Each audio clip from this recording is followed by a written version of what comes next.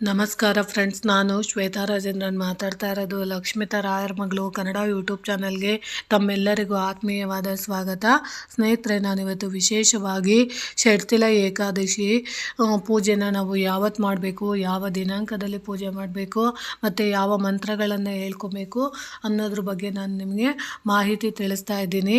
ನೋಡಿ, ಜನವರಿ 25ರಂದು ಷಟ್ತಿಲ ಏಕಾದಶಿ ವ್ರತವನ್ನು ಆಚರಿಸಲಾಗುತ್ತದೆ.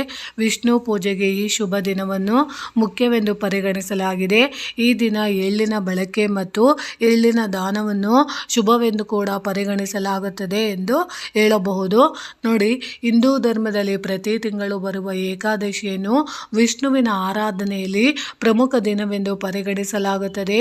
ಏಕಾದಶಿ ಉಪವಾಸವನ್ನು ಆಚರಿಸುವ ಮೂಲಕ ಜೀವನದ ಎಲ್ಲ ದುಃಖಗಳನ್ನು ತೆಗೆದುಹಾಕಬಹುದು, ಜೊತೆಗೆ ಮೋಕ್ಷವನ್ನು ಪಡೆಯಬಹುದು.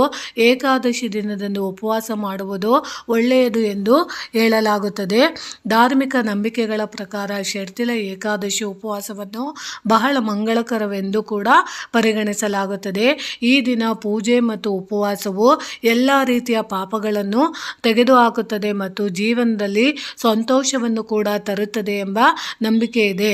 ಷಟ್ತಿಲ ಏಕಾದಶಿ ಉಪವಾಸದಲ್ಲಿ ಎಳ್ಳಿನ ಬಳಕೆಯನ್ನು ಬಹಳ ಪವಿತ್ರವೆಂದು ಪರಿಗಣಿಸಲಾಗಿದೆ. ಷಟ್ತಿಲ ಏಕಾದಶಿ ದಿನಾಂಕ, ಶುಭ ಸಮಯ, ಪೂಜಾ ವಿಧಾನ ಹಾಗೂ ಶುಭ ಮುಹೂರ್ತವನ್ನು ಕೂಡ ನಾವು ತಿಳಿದುಕೊಳ್ಳೋಣ. ನೋಡಿ, ಷಟ್ತಿಲ ಏಕಾದಶಿ 2025ರಂದು ಏಕಾದಶಿಯ ತಿಥಿಯ ಪ್ರಕಾರ 2025ರ ಜನವರಿ 24ರಂದು ಸಂಜೆ 7:25ಕ್ಕೆ ಪ್ರಾರಂಭವಾಗುತ್ತದೆ. 2025ರ ಜನವರಿ 25ರಂದು ರಾತ್ರಿ 8:31ಕ್ಕೆ ಕೊನೆಗೊಳ್ಳುತ್ತದೆ. ಹೀಗಾಗಿ ಷಟ್ತಿಲ ಏಕಾದಶಿಯಂದು ಜನವರಿ 25ರ ಶನಿವಾರ ಆಚರಿಸಲಾಗುತ್ತದೆ. ಅದಕ್ಕೋಸ್ಕರ ನೀವು ಶನಿವಾರದ ದಿನ ನೀವು ಇದನ್ನು ಆಚರಣೆ ಮಾಡಿ. ಅದರಲ್ಲೂ ವಿಶೇಷವಾಗಿ ಷಟ್ತಿಲ ಏಕಾದಶಿ ದಿನದಂದು ಬೆಳಗ್ಗೆ ಬೇಗ ಎದ್ದೇಳಬೇಕು.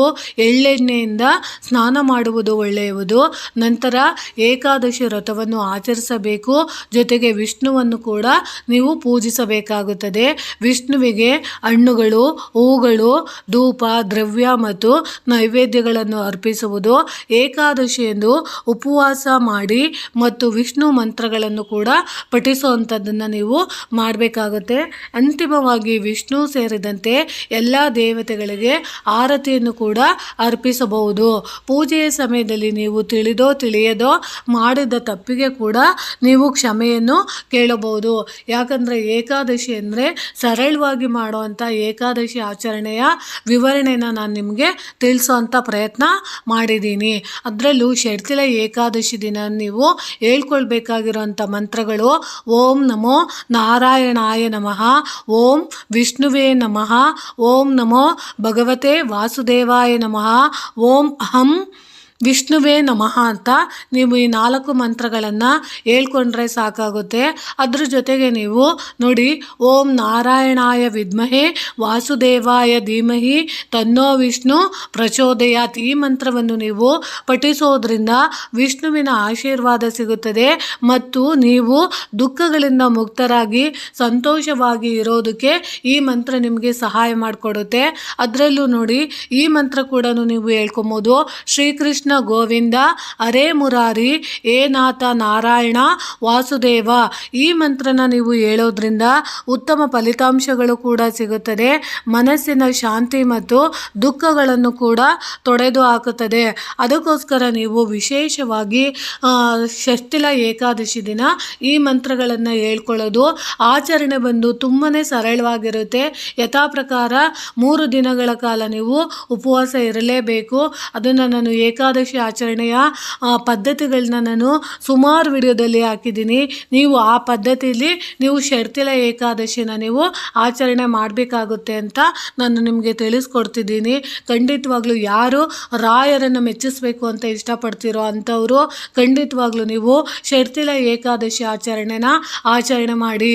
ಯಾಕಂದರೆ ರಾಯರಿಗೆ ನೀವು ಯಾವ ವ್ರತ ಉಪವಾಸ ನೀವು ಯಾವುದು ಮಾಡಲಿಲ್ಲ ಅಂದರೂ ಏಕಾದಶಿ ಆಚರಣೆನ ಯಾರು ಮಾಡ್ತಾರೋ ಅವ್ರಿಗೆ ಅತಿ ಶೀಘ್ರವಾಗಿ ರಾಯರು ಒಲಿಯುತ್ತಾರೆ.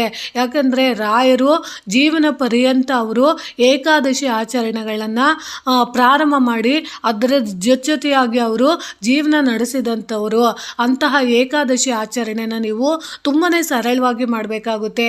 ಅದರಲ್ಲೂ ನೀವು ರಾಯರ ಫೋಟೋಗಳಿದ್ದರೆ ರಾಯರಿಗೆ ವಿಶೇಷವಾಗಿ ತುಳಸಿ ಅಲಂಕಾರದಿಂದ ಅಲಂಕಾರ ಮಾಡಿ ದಶಮಿ, ಏಕಾದಶಿ ಮತ್ತು ದ್ವಾದಶಿ 3 ದಿನದಲ್ಲಿ ನೀವು ಕ್ರಮಬದ್ಧವಾಗಿ ಆಚರಣೆ ಮಾಡಿದ್ದೆ ಆದರೆ ಯಾವ ಒಂದು ವಿಷಯಕ್ಕೆ ನೀವು ಸಂಕಲ್ಪ ಮಾಡಿ ನಿಮ್ಮ ಬೇಡಿಕೆಗಳನ್ನು ಇಡ್ತೀರೋ ಆ ಬೇಡಿಕೆಗಳು ಸಂಪೂರ್ಣವಾಗಿ ನಿಮಗೆ ನೆರವೇರುವಂಥದ್ದನ್ನು ಪ್ರಯತ್ನ ಮಾಡ್ತಾರೆ.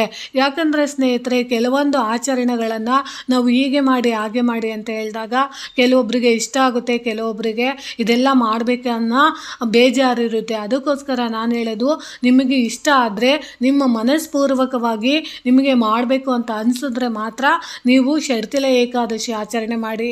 ಅದರಲ್ಲೂ ರಾಯರಿಗೆ ವಿಶೇಷವಾಗಿ ನೀವು ಗುರುವಾರದ ದಿನಗಳಲ್ಲಿ ಉಪವಾಸ ಇದ್ದು ನೀವು ನಿಮ್ಮ ಬೇಡಿಕೆಗಳನ್ನು ಬೇಡ್ಕೊಳ್ಳೋದಕ್ಕಿಂತ ಏಕಾದಶಿ ದಿನಗಳಲ್ಲಿ ಏಕಾದಶಿ ಆಚರಣೆಗಳನ್ನು ಮಾಡಿದಾಗ ಅತಿ ಶೀಘ್ರವಾಗಿ ನಿಮ್ಮ ಆಸೆಗಳು ನೆರವೇರುತ್ತೆ.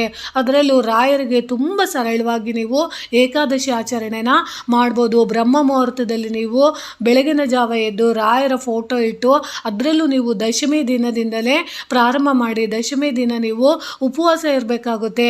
ಅದರಲ್ಲೂ ವಿಶೇಷವಾಗಿ ಆಹಾರನ ನೀವು ತ್ಯಜಿಸಿ ಹಾಲು ಹಣ್ಣುಗಳನ್ನು ನೀವು ತಗೊಂಡು ಅವತ್ತಿನ ದಿನ ನೀವು ಸಂಕಲ್ಪ ಮಾಡಿಕೊಂಡು ಏಕಾದಶಿಯ ಬೆಳಗಿನ ಜಾವ ನೀವು ವಿಶೇಷವಾಗಿ ರಾಯರಿಗೆ ಅಂತಲೇ ನೀವು ರಾಯರ ಫೋಟೋ ಇಟ್ಟು ತುಳಸಿ ಮಾಲೆ ಹಾಕಿ ರಾಯರು ತಪಸ್ಸಲ್ಲಿ ಕುಂತಿರೋ ಅಂತಹ ರಾಯರನ್ನು ನೀವು ಸಂಕಲ್ಪಪೂರ್ವಕವಾಗಿ ನಿಮ್ಮ ಬೇಡಿಕೆಗಳು ಯಾವ ಬೇಡಿಕೆಗಳು ನೆರವೇರಬೇಕು ಅಂತ ಬಯಸ್ತಾ ಇದ್ದೀರೋ ಅಂಥದ್ದನ್ನು ನೀವು ಗಣಪತಿಯೊಂದಿಗೆ ಕುಲದೇವರೊಂದಿಗೆ ನೀವು ಸಂಕಲ್ಪ ಮಾಡಿ ಉಪವಾಸ ಆಚರಣೆನ ನೀವು ಮಾಡಬೇಕಾಗುತ್ತೆ.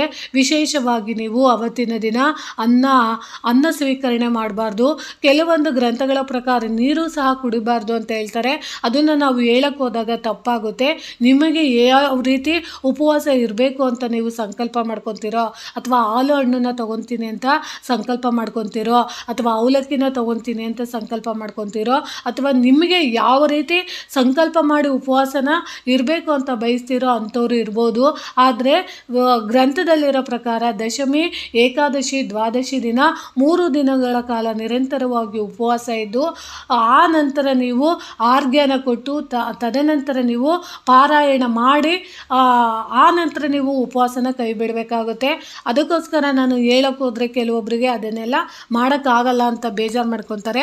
ಅದಕ್ಕೋಸ್ಕರ ನಿಮಗೆ ಸರಿ ಅನಿಸಿದ್ರೆ ನಿಮ್ಗೆ ಏನು ಮಾಡೋಕ್ಕಾಗಲಿಲ್ಲ ಅಂದರೂ ಏಕಾದಶಿ ದಿನ ಬೆಳಗ್ಗೆಯಿಂದ ಸಂಜೆವರೆಗೂ ಉಪವಾಸ ಇದ್ದು ಹಾಲು ಹಣ್ಣನ್ನು ತಗೊಂಡು ನಿಮಗೆ ಬರುವಂಥ ರಾಯರ ಗಾಯತ್ರಿ ಮಂತ್ರಗಳಿರ್ಬೋದು, ನಾನು ಕೊಟ್ಟಿರೋಂಥ ವಿಷ್ಣು ಮಂತ್ರಗಳನ್ನು ನೀವು ರಾಯರ ಮುಂದೆ ಹೇಳಿ ರಾಯರಿಗೆ ನೈವೇದ್ಯವಾಗಿ ನೀವು ಕಲ್ಲು ಸಕ್ಕರೆನ ಇಟ್ಟು ನಿಮ್ಮ ಬೇಡಿಕೆಗಳನ್ನು ಹೇಳ್ಕೊಂಡಾಗ ಖಂಡಿತವಾಗ್ಲೂ ಅತಿ ಶೀಘ್ರವಾಗಿ ರಾಯರು ಒಲಿತಾರೆ. ಅದರಲ್ಲೂ ನೀವು ಆರ್ಘ್ಯನ ಕೊಡಬೇಕಾಗುತ್ತೆ. ಯಾಕಂದರೆ ದ್ವಾದಶಿ ಆದಮೇಲೆ ಏಕಾದಶಿ ಆದಮೇಲೆ ದಶಮಿ ಆದಮೇಲೆ ಮತ್ತು ಏಕಾದಶಿ ಆದಮೇಲೆ ದ್ವಾದಶಿ ದಿನ ನೀವು ಪಾರಾಯಣ ಮಾಡಿ ಅಂದರೆ ಆರ್ಘ್ಯನ ಕೊಟ್ಟು ತದನಂತರ ನೀವು ಉಪವಾಸನ ಕೈ ಬಿಡಬೇಕಾಗುತ್ತೆ. ಅದಕ್ಕೋಸ್ಕರ ನಾನು ನಿಮಗೆ ತಿಳಿಸ್ಕೊಡ್ತಿದ್ದೀನಿ. ನಿಮಗೆ ಸರಿ ಅನಿಸಿದ್ರೆ ಮಾತ್ರ ನೀವು ಇದನ್ನು ಮಾಡಿ ಅಂತ ತಿಳಿಸ್ತಾ ಇದ್ದೀನಿ. ಅದಕ್ಕೋಸ್ಕರ ಸ್ನೇಹಿತರೆ, ವಿಶೇಷವಾಗಿ ನೀವು ಅವತ್ತಿನ ದಿನ ಆರ್ಘ್ಯ ಕೊಡೋ ಅಂಥವ್ರು ಆರ್ಘ್ಯ ಕೊಟ್ಟಿದ ನಂತರ ಕೂಡ ನೀವು ಉಪವಾಸನ ನೀವು ಮುಂದುವರಿಸಬೇಕಾಗುತ್ತೆ. ಅಂದರೆ ಲಘು ಆಹಾರಗಳನ್ನು ನೀವು ತೊಗೊಬೇಕಾಗುತ್ತೆ. ಆ ಉದ್ದೇಶಕ್ಕೋಸ್ಕರ ನಾನು ತಿಳಿಸ್ಕೊಡ್ತಿದ್ದೀನಿ. ನಿಮಗೆ ಖಂಡಿತವಾಗ್ಲೂ ಏಕಾದಶಿ ಆಚರಣೆನ ನೀವು ಸ್ಪಷ್ಟವಾಗಿ ಮಾಡಬೇಕು ಅಂದರೆ ನಾನು ಹಾಕಿರೋಂಥ ಹಳೆ ವಿಡಿಯೋಸಲ್ಲಿ ಖಂಡಿತವಾಗ್ಲೂ ಏಕಾದಶಿ ಆಚರಣೆ ಬಗ್ಗೆ ನೀವು ತಿಳ್ಕೊಬೋದು.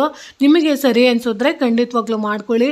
ಅಕಸ್ಮಾತ್ ತುಂಬ ಸರಳವಾಗಿ ಮಾಡೋ ಅಂಥವ್ರು ರಾಯರ ಫೋಟೋಕ್ಕೆ ತುಳಸಿನ ನೀವು ಹಾಕಿ ರಾಯರ ಮುಂದೆ ತುಳಸಿ ತೀರ್ಥ ಇಡಿ ಕಲ್ಲು ಸಕ್ಕರೆನ ನೈವೇದ್ಯವಾಗಿ ಇಟ್ಟು ರಾಯರಿಗೆ ವಿಶೇಷವಾಗಿ ಗಾಯತ್ರಿ ಮಂತ್ರನ ನೀವು ಹೇಳ್ಕೊಬೋದು, ಇಲ್ಲ ವಿಷ್ಣು ದೇವರಿಗೆ ಸಂಬಂಧಪಟ್ಟಂಥ ಮಂತ್ರಗಳನ್ನು ನೀವು ಪಾರಾಯಣ ಮಾಡ್ಬೋದು ಅಂತ ನಾನು ನಿಮಗೆ ತಿಳಿಸ್ಕೊಡ್ತಿದ್ದೀನಿ.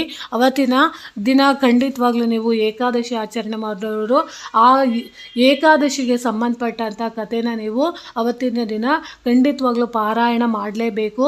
ನೀವು ಇಲ್ಲ ಓದಬೇಕು, ಇಲ್ಲಾಂದರೆ ಒಂದು ಸಾರಿ ನೀವು ಆ ಕಥೆನ ನೀವು ಕೇಳಿಸ್ಕೊಳ್ಳೋ ಅಂಥ ಪ್ರಯತ್ನ ಮಾಡಿದಾಗ ಮಾತ್ರ ನಿಮಗೆ ಏಕಾದಶಿ ಆಚರಣೆಯ ಸಂಪೂರ್ಣ ಪ್ರತಿಫಲ ಸಿಗುತ್ತೆ ಅಂತ ತಿಳಿಸ್ಕೊಡ್ತಾ ಇದ್ದೀನಿ ಸ್ನೇಹಿತರೆ. ಈ ಮಾಹಿತಿ ನಿಮಗೆ ಇಷ್ಟ ಆಗಿದೆ ಅನ್ಕೊತೀನಿ. ಪ್ರೀತಿಯ ಧನ್ಯವಾದಗಳು ಸ್ನೇಹಿತರೆ.